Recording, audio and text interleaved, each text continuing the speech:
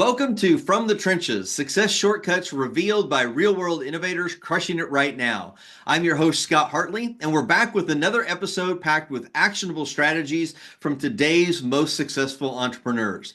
If you're tired of generic business advice and ready for real cutting-edge tactics that are working right now, you're in the right place. And today, we're going to be talking about direct mail in the digital age. For those of you that may not be familiar with the term direct mail, it's the stuff that you receive in your mailbox each and every day. And I can't wait for my guest to share with you his transformational insights. He is my go-to expert when it comes to all things direct mail. So I'd like to introduce you to David Foley. He is a lifelong advertising and marketing practitioner. He's a partner in Direct Mail Insiders, which is a membership group that helps business people understand and profit from direct mail. David is also the author of Postal Mail Profits in a Digitally Obsessed Age. For many years, David taught direct mail and database marketing at the Schulich Executive Education Center at York University in Toronto. As a consultant, he served clients in consumer products, financial services, franchising, hospitality, meetings, professional services, retailing, seminars, software, and winemaking. David began his career in the Mad Men world of advertising in senior account service roles at international and Canadian-owned agencies and in the magazine publishing industry. David, so glad to have you on the call today to share your insights with us. Scott, thank you. It's great to be here. Yeah, so just to kind of give our listeners a little bit of context, so David and I are part of a mastermind group that Brian Kurtz has put together called the Titans Accelerators. And so I got to hear David speak, I guess it's probably been a month or two ago, on some of the insights that he's learned from direct mail at a recent conference that he attended. And then, of course, just all of his years of experience with this. And I was like, you know, obviously, I talk about email marketing. Like that's kind of my go-to space.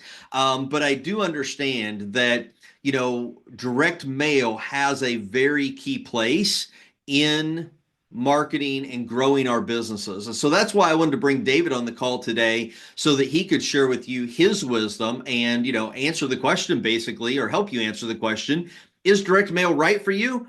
And should you try it? And if so, how do you kind of get started and all of those good things? So, but before we dive into that, David, I'd love for you just to kind of share a little bit of your backstory about, how you got into direct mail consulting and just, what kind of intrigues you about that line of marketing. Well, I've always been intrigued by direct mail. My father was an accountant and a good one, Uh-huh. and he wanted me to pursue banking. Okay. But he knew that the love of my life was advertising and marketing. And so he very graciously gave up on promoting banking and let me run away with the dreams of being an ad man, which I was for a considerable period of time. And while I was in those agencies at Ted Bates and Benton and Bowles, I had some direct mail clients. Hmm. Most of my clients were consumer packaged goods, but I had an obscure petroleum refining business in Sarnia, Ontario, that that used direct mail to promote its service. And I had the Canadian part of Hertz.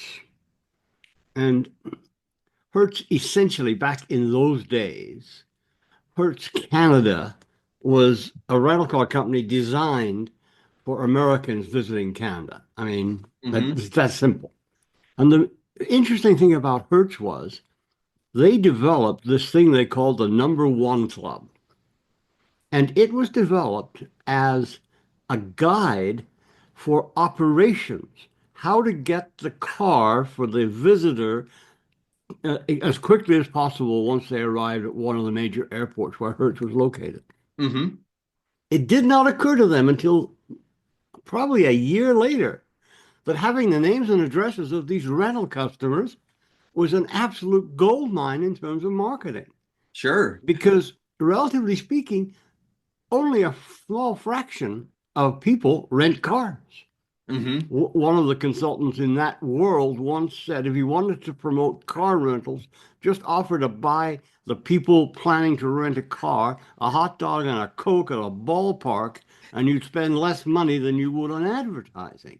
So Mm-hmm. direct mail was a perfect fit for them because they had a customer list, a Mm-hmm. relatively rare customer list, and they could promote their products and services to that customer list. Mm-hmm. So every other business can do the same thing. Yeah. Although it has been over the last 20 years, a bit of a challenge for direct mail because email and generally speaking, digital marketing have more or less taken over the landscape. And Mm-hmm. that's a problem that businesses don't recognize and aren't doing anything about. And right now, direct mail is having a bit of a moment in the sun because digital is not working like it used to. It's more expensive than it used to be. Even email isn't working like it used to. So some businesses are saying, hey, you know, we should look at the mailbox, the real mailbox, as Mm-hmm. something worth testing. And that's great. And the conference you referred to, the Delivered Conference, is an annual 2-day conference all about direct mail. That's all they talk about. They don't even utter the word email. They don't even utter the word digital, except perhaps in a slightly disparaging way. Right. So I want to start by giving your listeners an idea as to how they can test direct mail Okay. in their business on their terms. And that way they can either prove or disprove that it works for them or it doesn't. Mm-hmm. So here's the plan. Number one, imagine we have a customer list of 400 customers, and we have the email address and the physical address for each of those customers. Now, that may be a bit of a stretch for some people. We'll talk about that later. Take that list and sort it, get it from your CRM, put it into an Excel spreadsheet, sort it based on, say, the last 12 months sales, highest to lowest. Mm-hmm. Then take that list, add another column to the spreadsheet, and code those names A or B. So you just go A, B, A, B, A, B, A, B, etc. Mm-hmm. down the left-hand side of the spreadsheet. You will end up with 200 A's and 200 B's Mm-hmm. because you start out with 400. Now, this is where it gets complicated, and I apologize to the listeners for this. Um, take the A list, take every 10th record, and label it C. Do the same thing with the B list. Okay. Now you'll end up with 3 lists: 180 A's, 180 B's, and 40 C's. Okay, with me so far? Yep. Now, the A list, let's call that your email list. And so you decide you have a promotion for your product or service. You got your 50% off your whatchamacallit for a limited time. Mm-hmm. So, email subject line is probably great sale on the whatchamacallit, now 50% off. And you write some copy in the email about the promotion, and you invite customers to click or come in or call or however they need to respond in order to take advantage of the offer. Mm-hmm. So that's your email. You set that aside. Now you take virtually the same copy and you transpose it into a letter. On your business letterhead, the headline, uh, 50% off whatchamacallit now through whatever the date is. The copy in the letter is virtually identical to the copy in the email. Mm-hmm. And you obviously to personalize the letter, and you sign the letters, and you put the letter in an envelope, and you mail it. But before you mail it, you add a couple of things in the envelope because that's what you can do with direct mail that you can't do with email. Yep. So maybe you put a couple of testimonials about satisfied customers who use the whatchamacallit. Maybe you put a brochure in more detail about the whatchamacallit, which you could, in the email, you could add that as an attachment if you wanted to, and that would be okay. Mm-hmm. Maybe you put other things because the whole, not the whole, but a significant benefit of direct mail is you can repeat your sales message in the same envelope 3 or 4 times. You just Mm-hmm. use different words. It's tactile, it's physical, it's colorful. It it allows you to do things you cannot do in email. So Mm-hmm. you have your email, you have your mail piece, you hit send on the email, 180 emails go out instantly. 180 letters go in the mail, and within a few days, they'll be delivered by the USPS. Mm-hmm. Now, you're wondering why I had 40 of those records marked C, because so far I've done nothing with those 40 customers. Mm-hmm. And that's very deliberate. That's called your holdback group, because we're going to measure the response from the email, from the direct mail, and from the holdback group. The holdback group we are not going to do anything with. Okay. Maybe someone will call up your business and say, hey, by the way, do you sell the whatchamacallit? And you'll say, yeah, we sell it, and it's 50% off right now. So the control group might actually buy a few of these things. Mm-hmm. So then at the end of the promotion, you take the sales from the email, you take the sales from the direct mail. And in each case, you subtract the sales from the C group. Because the C group is measuring what would have happened anyway if you hadn't done anything. Okay. So now you got your net incremental sales by email and by mail. Mm-hmm. And you should find most of the time that the mail version of that promotion will outperform the email version, Hmm. even if it's done in the manner I've described, which is actually pretty simple. Mm-hmm. But that's a great way for your listeners to test whether or not direct mail might work for them.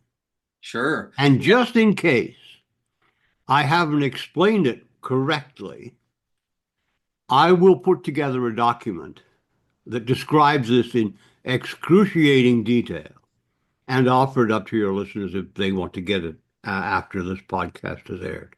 So Awesome. there, that's that's probably the first thing your listeners should do. The Yeah. second thing they should do, excuse me, I interrupt you. No, I love that, because that's, very simple because you're taking a list of 400 and you're emailing 180 and you're mailing 180. So there's very minimal cost, to run that test, right? To see, Yeah.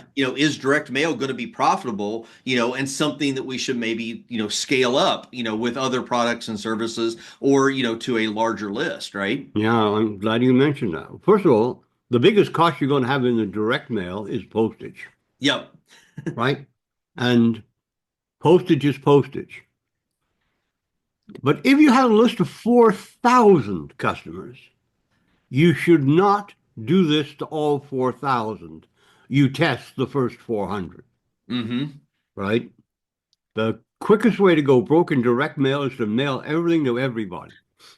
Yeah. So, so I said, you're right. That's very simple, easy to do. Get the results probably in a month, Mm-hmm. and then you say, well, direct mail works slightly better than email. Well, okay. Now perhaps you can turn your attention to making the direct mail promotion better so it performs better.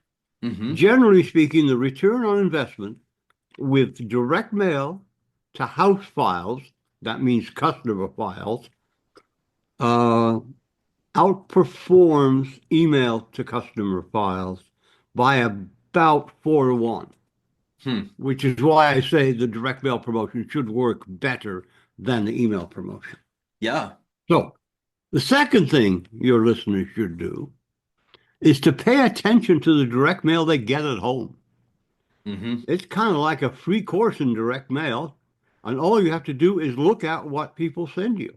Mm-hmm. If you see that most people, pardon me, that a company is mailing the same offer 3 or more times, you can be pretty sure that that offer is working. Mm-hmm.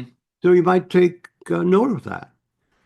As there's a furniture company here in Windsor, Ontario, that uses direct mail 5 or 6 times a year. Mm-hmm. And just yesterday, promotion, their new promotion landed in my mailbox. So it landed on February 11th for a sale that ended on February 10th. Oh my goodness. This is something you don't want to do. And normally they don't do it. Normally they have the timing just right. But this Mm-hmm. time, somewhere along the line, either they screwed up or Canada Post screwed up, one of the two. Mm-hmm. And maybe I'll call them and see if others were experiencing the same result. And probably what they did, if that was the case, they would have just extended the sale for the rest of this week. Yeah. So, learning about direct mail by observing it and understanding that, there's a reason that um, that letter looks the way it does. Mm-hmm. Because if you look at credit card offerings, which are pretty common in the direct mail industry, they all sort of follow the same format. Mm-hmm. And regardless of the bank that issues them. Yeah. Progressive Insurance in the United States uh, has the same package inside the envelope for pretty much all of its customer acquisition mailings. Hmm. The outside envelope might differ, Mm-hmm. and in fact does. I saw an envelope from Progressive Insurance the other day that talks about uh, insuring your new teenage driver.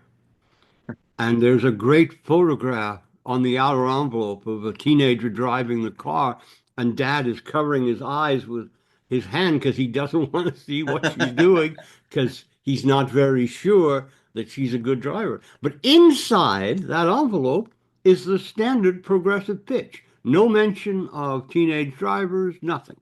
Hmm. It's just the envelope because the envelope has two purposes in direct mail. Number one, to keep all the stuff inside in the same place. And Mm-hmm. number two, to get opened.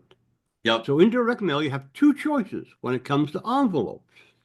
You can either mail what we call a stealth mailing, which is a mailing with an envelope and a stamp and a name and address and nothing else. Or you mail a promotional copy heavy envelope like the progressive example I just cited for your listeners. And while we're creating more stuff for them, I'll put in some screenshots of that mailing so they can and the stealth mailing so they can see the difference. Sure. Yeah. No, that'd be Um, awesome. Yeah, and in the envelope, what's kind of your experience? What do you feel like works best, or does it vary by industry, or like what's your recommendation on testing the type of envelope to use? do you mean by type? Do you mean size? No, by Or stealth, or the oh, one that has the promo copy on it. okay. So if you are mailing to prospects, um, it's 50-50, to be honest with you. Mm-hmm. But stealth sometimes works because the recipient has no idea what is in the envelope pardon me, than the fact there's something there. Mm-hmm. Now, there are things you can do to encourage the envelope to get opened, and one of those things is to make it lumpy by Mm-hmm. putting something inside the envelope. Yeah. Um, but if you're mailing to customers, there's no need to be stealth. In fact, there is an advantage to pointing out that the hardware store down the street that you go to 5 times a year to buy, a bunch of stuff, knows that you're a customer and therefore they are mailing to you. Mm-hmm. But it does vary by industry. I'm planning a campaign now for a client in Ireland who is launching some products in the United States. Mm-hmm. And we are, wisely enough, having a US address attached to the envelope, but we are going to likely test two different versions. A Mm-hmm. plain envelope, the exception being a business address in Chicago, and a promotional envelope. Okay. And we may test a bigger size. Hmm. 95% of all direct mail in the United States, no, 90%, let's be fair, are either number 10 envelopes, that's your standard size envelope, or postcards. Mm-hmm. And a slight edge to envelopes over postcards. Okay. So, if you want to do something different, you want to stand out in the mailbox, well, use a 6x9 envelope instead of a standard number 10 envelope. It's Yeah. almost 50% bigger, and it will, by definition, stand out from all those regular letters you receive. Yeah. And it's the As same to price as a normal envelope too. the same postage cost, the Postage. Yeah. envelope cost is more, but Yeah. the postage cost will not be any different. Yep. And businesses need to make a decision about whether they mail standard mail. I'm talking the U.S. now. Whether they mail standard mail or first class mail. The vast majority of promotional mailings in the United States,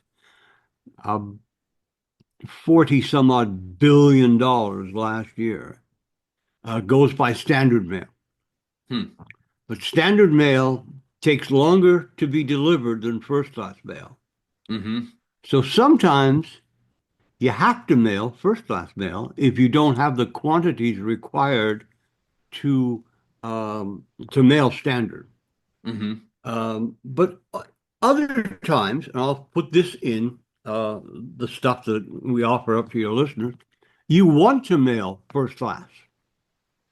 I'll give you this example. New movers are a huge market segment well, anywhere, but in the U.S., Mm-hmm. it's a massive uh, business. A home security company mails a new mover's offer to people who are just moving into that new house. They mail by first class mail. They want to be the first with that security offer into the hands and the eyes of that new homeowner. Because Mm-hmm. there's not much point in being second if the new homeowner bought from the other guy. Right. The other advantage to first class mail is because it gets delivered, you get response sooner. Mm-hmm. And sometimes that's important from a cash flow consideration. Yeah. But again, all of these things can and should be tested. What else can I tell you? We started with an example of a customer list. And the list is the most important asset in any direct mail program. Mm-hmm. And I just gave a generic example. We're going to sell the whatchamacallit for 50% off. But what your listeners need to get good at is understanding how to segment that list so that this offer goes to only those people and excludes all the others. Remember, I said right off the top, the fastest way to go broke in direct mail is to mail everything to everybody. So you want to start by saying, of these customers, who should get my offer, whatever the offer is? Mm-hmm. And start from that perspective because the list is the most important aspect of the direct mail campaign. Yeah. The next most important and virtually as important is the offer. Right? And finally, there's the thing we call everything else, which is all the physical characteristics of the direct mail piece. Yeah.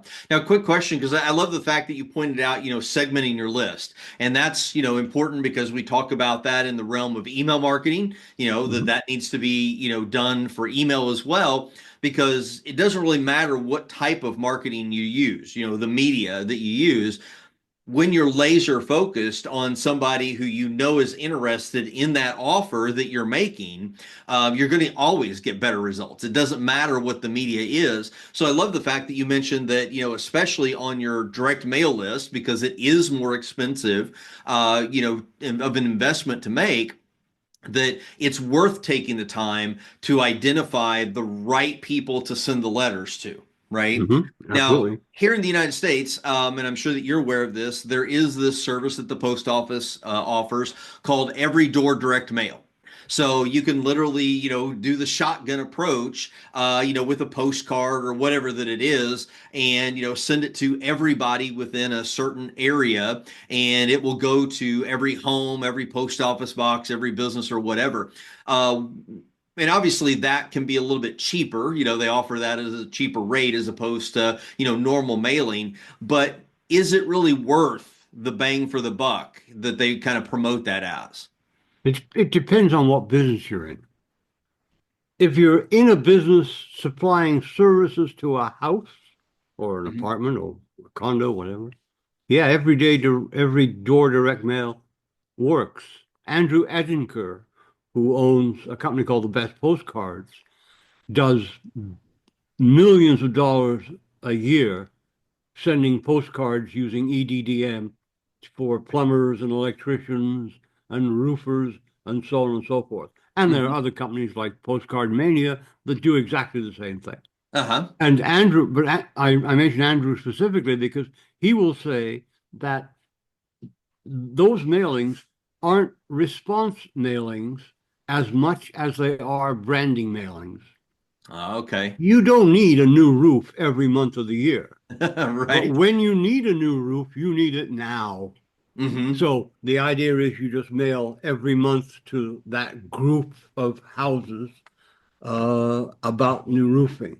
You don't need renovation every time, but when you need it, you want it done. So Hmm. you have a branding message rather than a response message.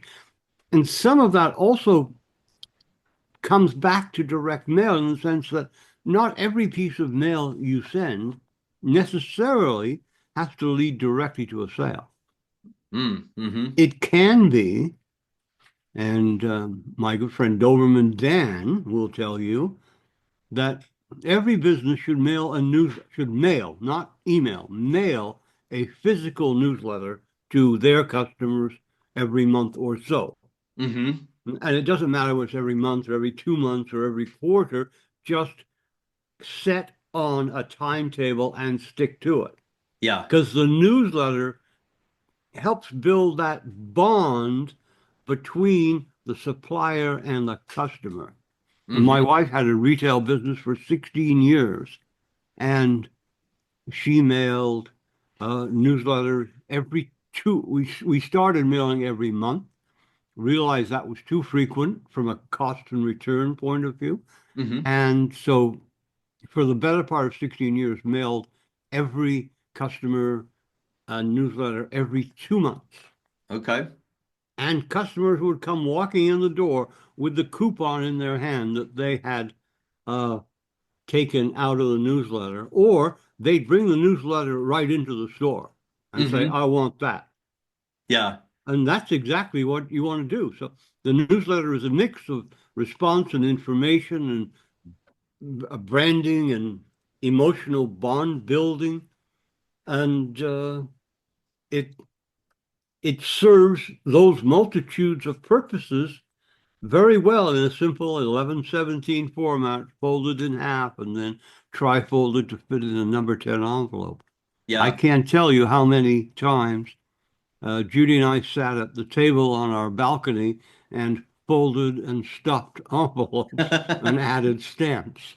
Yeah, I Uh, know that feeling too, because when I had my IT business, that's something that we incorporated every single month. All of our customers got a simple newsletter like that, and printed it there in our office on the 11 by 17 paper, and then me and my staff, we would be folding all those and stuffing the envelopes. And of course, we use the 6 by 9, that way it minimized the number of folds that we needed to make. But just like you mentioned, Now we included a recipe in every newsletter, but I would meet people at Walmart, out in the community, wherever, and they say, "Hey, I got your newsletter the other day, and I'm going to try that recipe that you put in there." So it was a great bonding thing, and it really endeared clients to our business. And it did take some time, but it actually did give us a higher return on the marketing investment and bringing in more business, even though we predominantly sent it to our existing customer base. Yep, it works every time. Yeah. So I want to kind of touch upon before we kind of wrap up here. um, you know when people do direct mail, what's a reasonable expectation for a conversion rate? Because some people may have this illusion that's like, okay, I'm going to send out 400 letters and I expect 200 people to buy from me. And I know that that's not realistic. But what is kind of like the average return on investment when you're doing direct mail campaigns? Okay, so Scott, I vowed to tell the truth. And the truth is there is no answer to that question. It Okay. varies by industry and it varies by uh, methodology. I sent a targeted mailing for one of my clients. We mailed 36 pieces and she sold 78 units. Okay. Now, is that over a 100% response rate?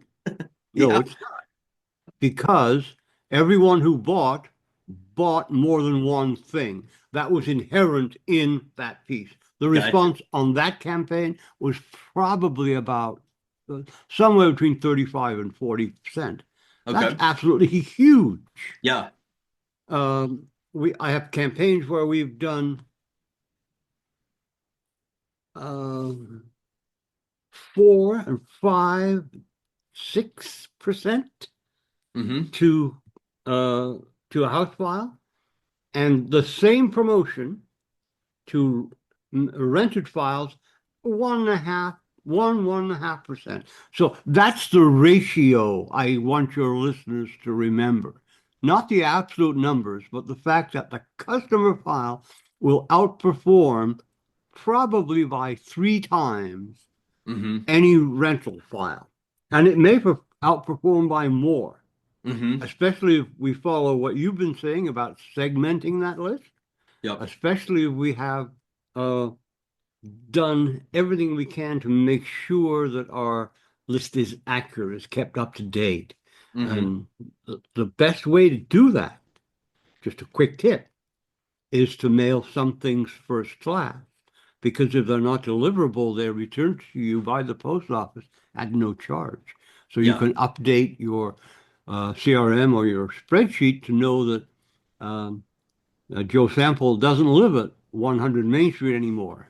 Mm-hmm. He's moved to uh, Silver Lane or another town or wherever. Now, equally, the post office has a forwarding service for first class mail Mm-hmm. that you can also purchase as part of standard mail as well to get uh, to get people's mail moved to their new address, and that's about 4 or 5% of all Americans each year. Yeah. So that's that's about it, I think. Yeah, so that's a good, understanding is like, don't expect, 50% of your list, to be buyers or anything. It's going to be what we would consider, a very small number, but, again, if you match up everything that you talked about, you're doing the targeted mailing, that it's going to the right person. You've got the right offer going to that person. That 3 to 4% conversion rate could be massively successful, for you and generate, a lot of revenue. And you don't want to focus on it's like, oh, well, 97% of people didn't respond, they didn't buy, because that's not, really the metric to look at. It's not the thing to focus on. Yeah, and I just want to clarify that. And it could go higher, but Sure. it Yeah. will not go to 100%. I Yeah. mean, not normally. Yeah. Well, David, I really appreciate you spending some time with us today. Obviously, you've kind of already shared that you're going to put together some resources, but I know that you've got another thing that you're going to offer my listeners if they reach out to you. You want to talk about that just real briefly? Sure, I have a book called Postal Mail Profits in a Digitally Obsessed Age. And the book is really divided into two parts. Part one is outlining the business case for direct mail in much more detail than we have had the opportunity to do here on this podcast.